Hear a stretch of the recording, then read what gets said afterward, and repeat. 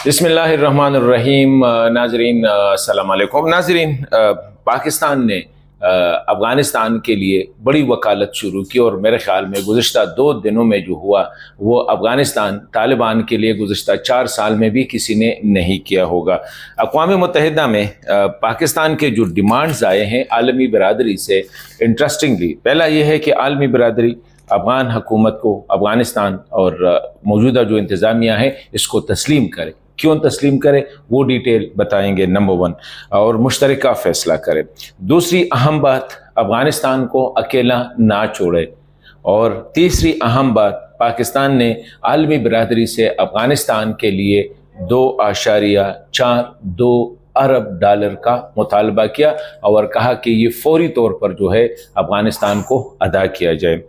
अफ़गानिस्तान को तनहा ना छोड़े और उनके जितने फ्रोज़न एसेट्स है यानी जो असासे उनके मुंजमद है वो रिलीज़ किए जाए और जितने भी पाबंदियां हैं अफ़गानिस्तान पर, अफ़गान हुकूमत पर, उन सबको हटाया जाए। ये मुतालबात किए हैं। दूसरी तरफ पाकिस्तान में भी अफ़गान डेलीगेशन जो आया है एडिशनल सेक्रेटरी लेवल के, वो भी उनके भी मुलाकातें जारी हैं, उस पर बात करेंगे। और उसमें जो इम्पॉर्टेंट डेवलपमेंट हुई है वो एक नया मेकैनिज़्म डेवलप किया गया है पाकिस्तान और अफ़गानिस्तान के दरमियान बातचीत का, राब्तों का, स्पेशली सियासी डायलॉग का, क्योंकि अभी तक ये मेकैनिज़्म जो था वो मिसिंग था।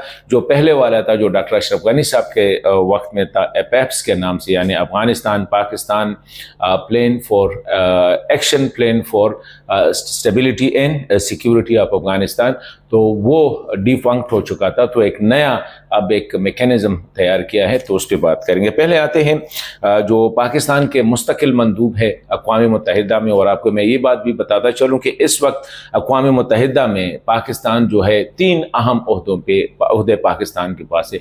एक तो ये है कि अफ़गानिस्तान के हवाले से और तालिबान के हवाले से जो यूनाइटेड नेशन की जो कमेटी है उसके चेयर भी पाकिस्तान है।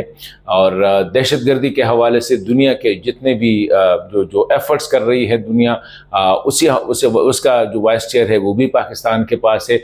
और इसी तरह यूएन सिक्योरिटी काउंसिल का जो प्रेसिडेंट है, रोटेशन पे जो प्रेसिडेंटशिप है वो भी इस वक्त पाकिस्तान के साथ है। और हम देख रहे हैं कि पाकिस्तान बड़ी रोबस्टली अफ़गानिस्तान की केस को प्लीड कर रहा है। आसिम इफ्तिखार साहब ने बड़ी खुल की बातें की हैं कि अफ़गानिस्तान को तनहा ना छोड़े।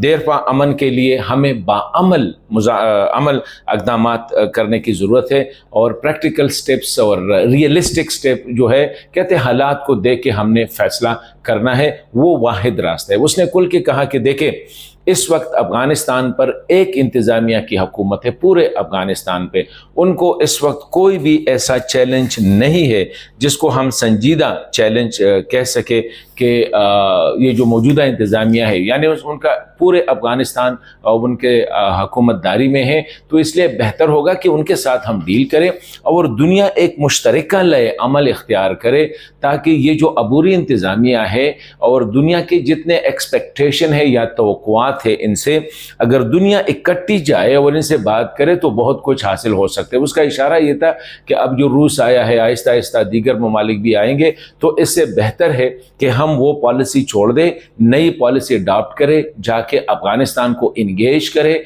और अबूरी हुकूमत को इंगेज करे, कलेक्टिवली इंगेज करे। और ये जो कहा कि पूरे अफ़गानिस्तान पे उनकी हुकूमत है, कोई संजीदा या कोई बड़ी चैलेंज उनके लिए नहीं है कहीं से, तो ये बेहतर है कि इनके साथ डील करें, नंबर 1।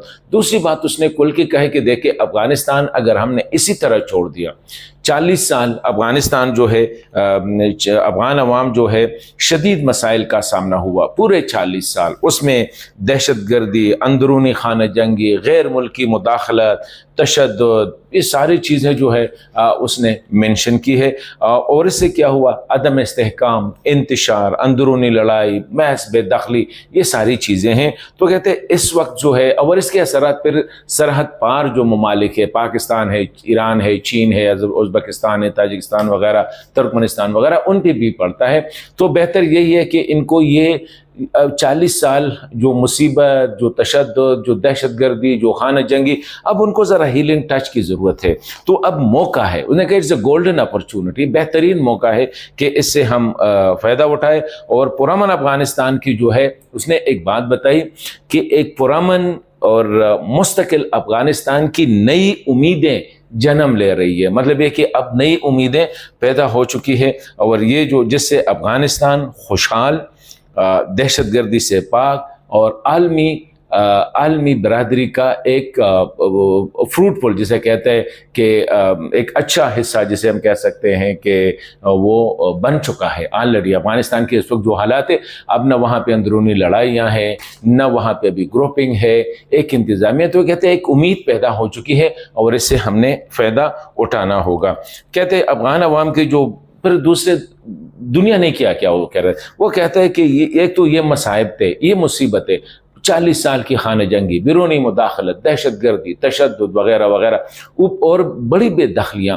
پھر عالمی برادری نے اوپر سے کیا، پابندیاں لگا دی، ان کا بینکنگ سسٹم کو لیکس کر دیا، ان کے جو سارے ان کی غربت اور انسانی امداد کے لیے جو تھا اس پہ پابندیاں لگائی گئی ہے.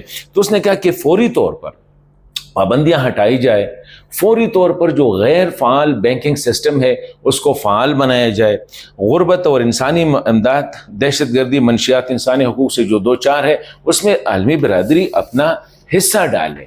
وہ کہہ رہے ہیں کہ جو کمٹمنٹ ہوئی تھی 2025 جو انسانی امداد یا جو ضروریات کے مطابق جو منصوبے تھے یو این سے اپروڈ، اس ابھی تک کہتے ہیں 2025 میں صرف 15% فنڈ جو ہے وہ ہم نے حاصل کیے ہیں، اور جو کل ضرورت ہے وہ 2.42 ارب ڈالر ہے، یعنی 2.42 ارب ڈالر کل اس وقت ان کو ضرورت ہے. 15% ریلیز ہوا ہے. تو کہتے ہیں پھر اس نے کہا کہ عالمی برادری، یہاں پہ اس نے مطالبہ کیا کہ عالمی برادری فوری طور پر یہ انسانی ضروریات کے جو منصوبے ہیں فوری طور پر ان کو مکمل کرے، اور غیر مشروط طور پر. مطلب یہ نہیں ہے کہ ہم نے طالبان کو ایکسیپٹ کیا ہے، گورنمنٹ کو ایکسیپٹ کیا یا نہیں کیا ہے. تو پاکستان کا مطالبہ یہ ہے کہ افغانستان کے لیے جو 2.42 ارب ڈالر کے جو ضرورت ہے انسانی وسائل اور انسانی ضروریات کو پوری کرنے کے لیے، وہ فوری طور پر جو ہے وہ پوری کرے. بینکاری کا نظام بحال کرے.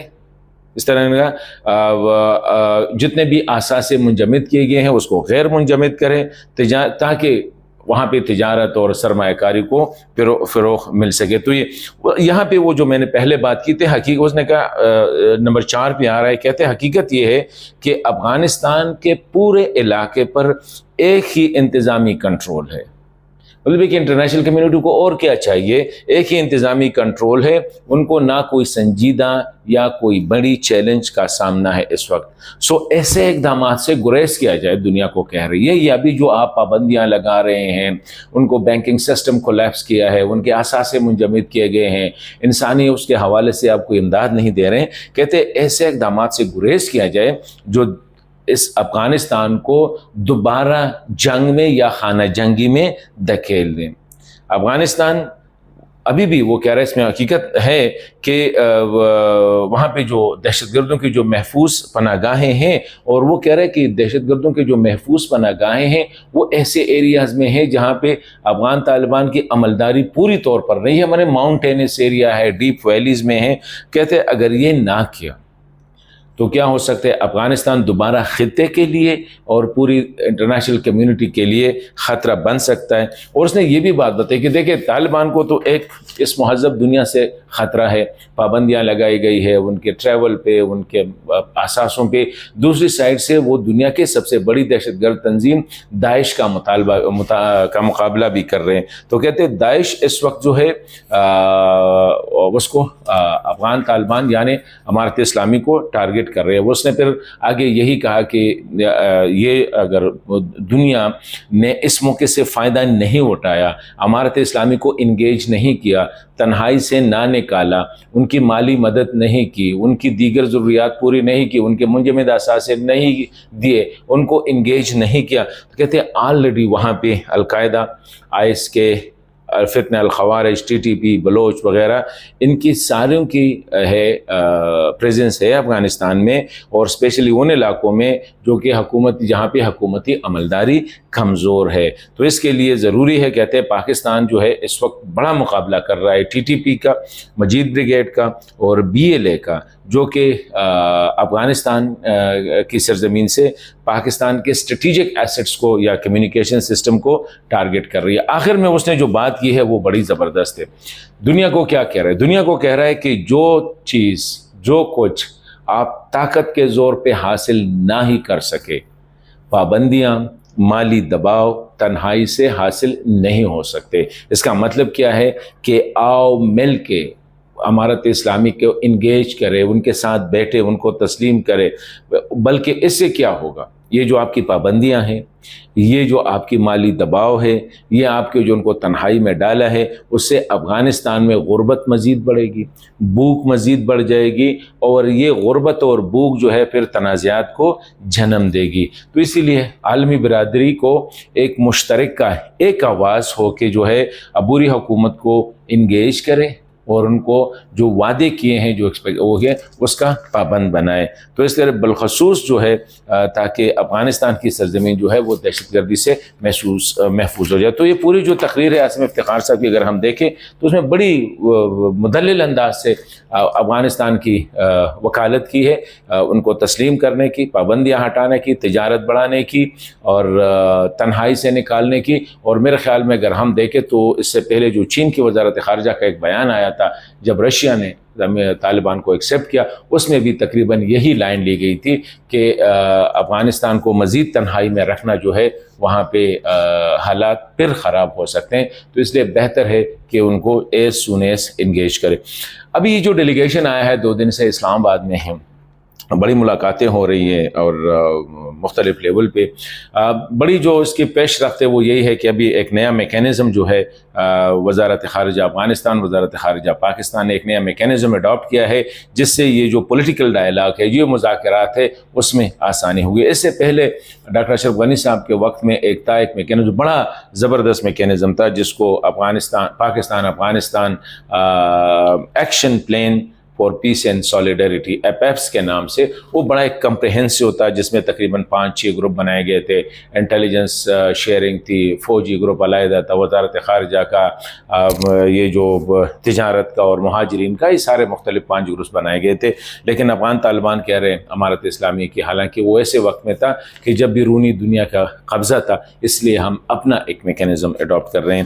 تو یہ نیا میکینزم اڈاپٹ کیا گیا ہے۔ اس کے بعد جو بیانات آئے ہیں، مطلب یہ کہ جو اسٹیٹمنٹ آئے ہیں وزارت خارجہ سے، پاکستان نے کہا کہ میٹنگ میں دہشت گردی کے حوالے سے بات ہو گئی اور ہم اس بات پہ متفق ہو گئے کہ دہشت گردی جو ہے اس خطے کی امن اور سلامتی کے لیے خطرہ ہے، اور افغانستان سرزمین جو ہے دہشت گرد جو استعمال کر رہے ہیں ان کے خلاف ایکشن لینے کا پاکستان نے مطالبہ کیا گیا ہے۔